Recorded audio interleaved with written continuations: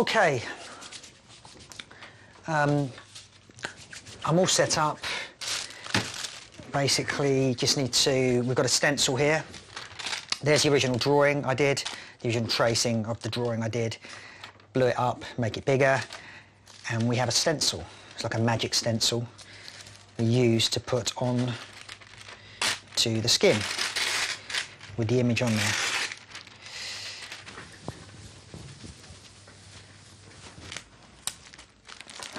Just tie that up there. Doesn't come off. Old classics. These are tattoo needles, fully sterilised. In the old days, we used to make these. I don't make them anymore, which is a good part of the old school way of tattooing. And now I just check that with an eye loop. Hold on a minute. Yeah, good. It's petroleum jelly, and that holds the caps in place. I just put that in there for the moment. Put it onto the end of this didgeridoo thing, and then you put it on there. The magic trick of tattooing, your rubber bands are there. This thing can wiggle up and down. So to secure this, the rubber bands, they've got adjustable tension on there. It just finds its own level, basically. Plugged in. That's running now, and that's running quite well.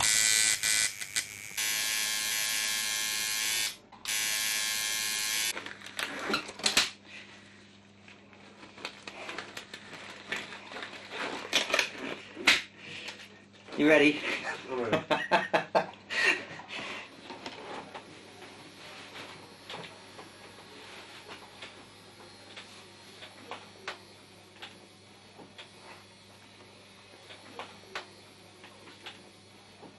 All sailors have a homeward bound bit on there. Usually an old sailing ship. And that, with a lighthouse. And so that would be, wouldn't be there, see? And then I suppose the next one would have been the girl with the deformed left breast. It wasn't always like that, I'm sure, but anyway, with age and the skin, it fades in bits and pieces. It doesn't look quite right, does it? I'd only been going with the girl for about a week and a half, but she wanted me to get a tattoo, and I thought, well, maybe this is worth something to me, being a young lad, you know. So I got a tattoo man. If I had to have a favourite, I suppose it'd be, you always keep the mother one, wouldn't you? You see that, the mother one. I mean, the girlfriend's name, that cost me half a crown, was, I told you, she was the old, I couldn't move my shoulder when I got back on board. And in actual fact, I didn't tell her, I think she killed herself 2 years later. It wasn't me, all right? Her name was Jackie Bond.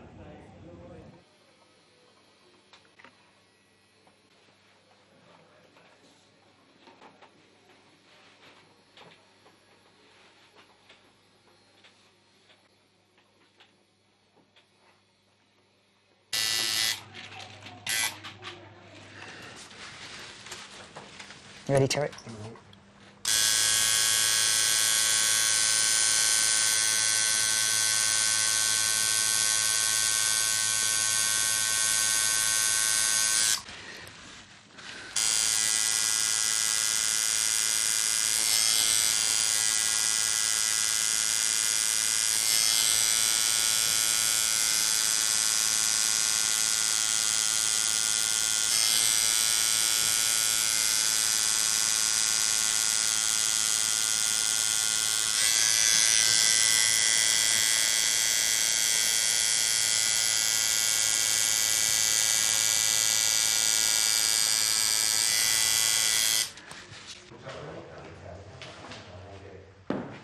As a child, I didn't have the happiest of childhoods and desperately wanted to escape and fly away. And my head said if I had a set of wings, I could fly off and not be a part of my life as a kid. On getting older, I still wanted to have a set of wings, but something big enough that I could quite literally, if I could open them up, they'd be big enough to carry me away. I just never trusted anybody to do it. So I suppose the pain that I felt as a child that made me want to fly away, I needed to feel totally confident in the person giving me wings that they weren't a part of the pain, they were actually a part of the setting me free and giving me the ability to fly. So having the wings on my back, or best bit finished, having the wings on my back, is kind of setting me free from the pain that I felt as a child and that I've carried around for 40 years. 4 years ago, my son died. I took him to collect his first ever car, and whilst he was out on the test drive, he had a head-on collision with another vehicle and never regained consciousness, died about 5 days after. He's in my soul regardless. It's nice that I carry him for other people to see. Any opportunity to talk about him generates positive thinking. So it's nice telling the story of my son. So yeah, from that angle, it makes it a positive thing as opposed to a negative thing that he's not with me anymore, because I get to tell good stories about him.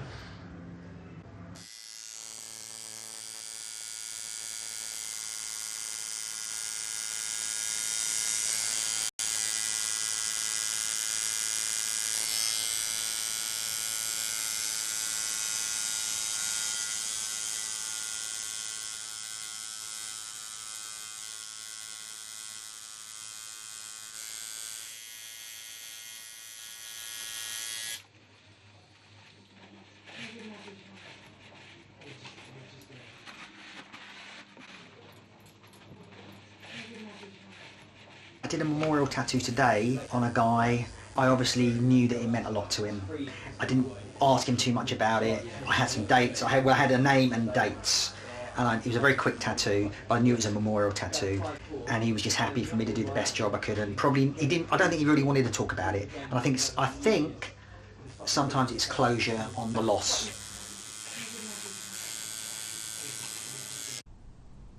I'm a salesperson on the trading floor. I have an Arabic tattoo right over here that says the word Umri. And Umri is literally translated, it means my age, but it's a term of endearment that people use. My parents will call each other Umri. It means, my love, my life. And it's a derivative from a friend of mine's name, Omar. He passed away our last year of high school, and I'd like to remember him. Tattoo isn't decoration to me.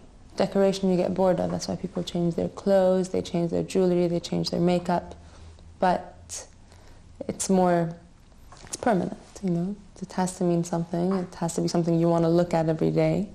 I don't see the tattoo as a rebellion, it's in a hidden place.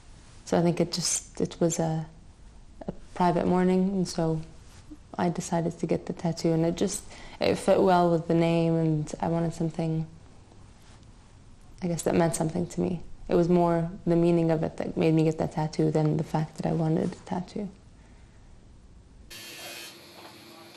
I went to school, and I went to a school run by nuns, right? Which is why I come out looking like this. Catholic guilt. Oh, she's going to turn me something else.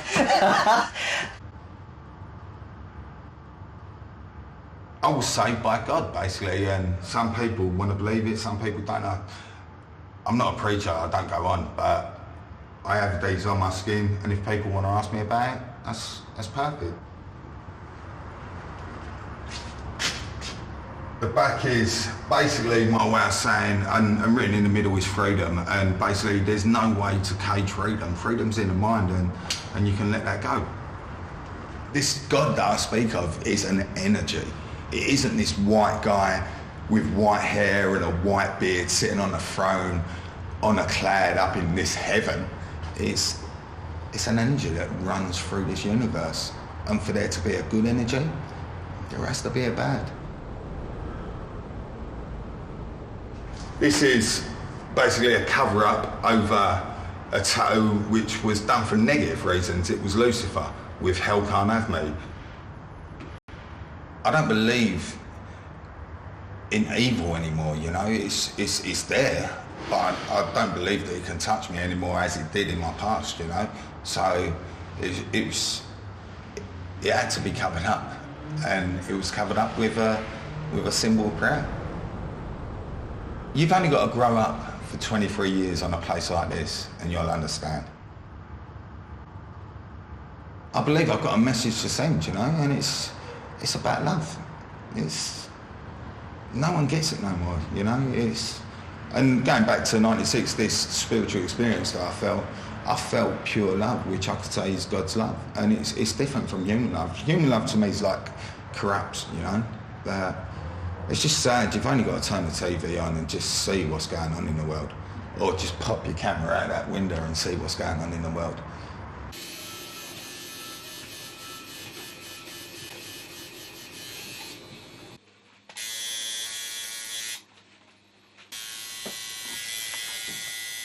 Tattooing isn't just about artwork and seeing someone with a nice sleeve or whatever. It's about the process of tattooing, and it's a very magical experience, and it's the soul of tattooing.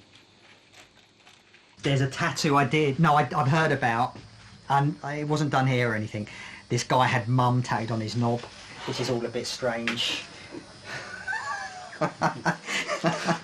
So yeah, that kind of stuff happens as well. But yeah, generally, mum, it's a classic. Yeah, I tattooed my mum after about 2-3 years of tattooing.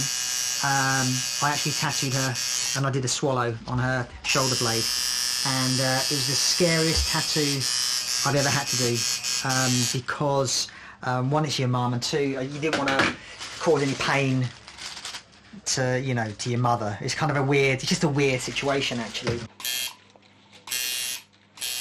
There's been a massive change in the last 10 years. It's more acceptable for people to get tattoos now. So you're finding, where it was probably before that, you probably found a lot more working class or professionals who loved tattooing but wanted to hide the tattoos. I've been a doctor for about 43 years. I retired from the NHS about 3 or 4 or 5 years ago, and now I'm in semi-practice. I decided to get my first tattoo just after I retired because I couldn't very well have them when I was a GP, but I'd always wanted one ever since I was a young child. Yes, people see me initially as a doctor, and I'm in the doctor box, but if they catch my tattoos, they wonder which box I'm supposed to be in. And I've noticed the changes sometimes in people's attitude to me. If you're older when you have a tattoo, well, your skin is already drooping around the place. But if you're a young person and say you have a snake, a little snake, by the time they're old and it's all drooping down, it's turned into an anaconda. The other day I had the grandchildren round, and I'd shown the younger one, Wizzy, my snake, and he loved my snake. And then when my daughters came round to pick them up, Wizzy came out to me and said, pulled my trousers, said, "I want to see your snake." And I didn't want the daughters to see I got another tattoo. So I kept sort of gently pushing him away, looking a bit embarrassed. "No, I want to see your snake, I want to see your snake, grandfather." And there was I pushing him away, looking embarrassed. The girls said, "What's been going on while I've been away?" So I had to show him the snake. What did your daughter say? She said, "Oh, thank God for that."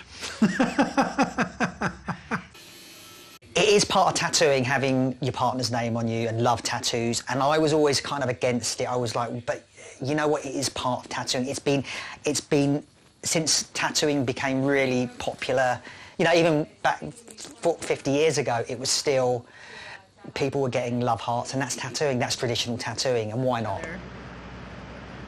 When I first met Amy, I just wanted her. I just wanted her for myself.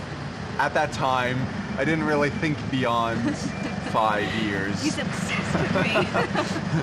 But so being really honest, when we first got married, I was like, I was hoping it would last for a little while. It wasn't necessarily, for the rest of my life. Getting the tattoo was really, that was really, really a sign for me that this is permanent, this is serious, I'm totally committed to it, and I don't expect to ever, move on, get married to somebody else. Not at all. I'm in it for life.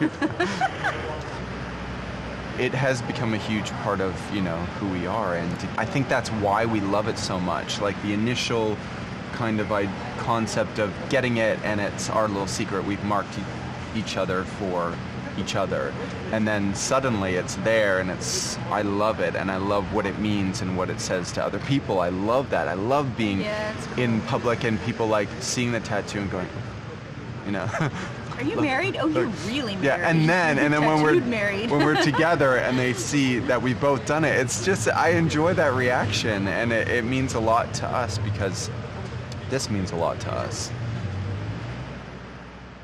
One, it looks shocking after a while because it all blows out and the lines look really bad.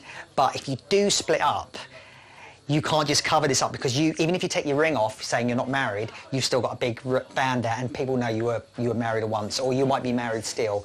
It's a big deal, that one. If we do split up, then I just change the Y to an R there, which is quite simple, and make it Harley, and then because I've got a Harley, I can say that's my name of my bike, which sounds ridiculous, but there you go, it's all worked out. So already, yeah. And she will kill me for that.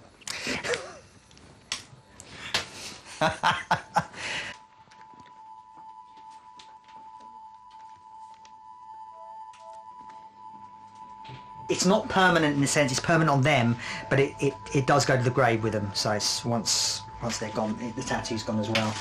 But that's the kind of beauty of it as well, really. And I can't understand why, but there is something that makes you do this and do it all every day,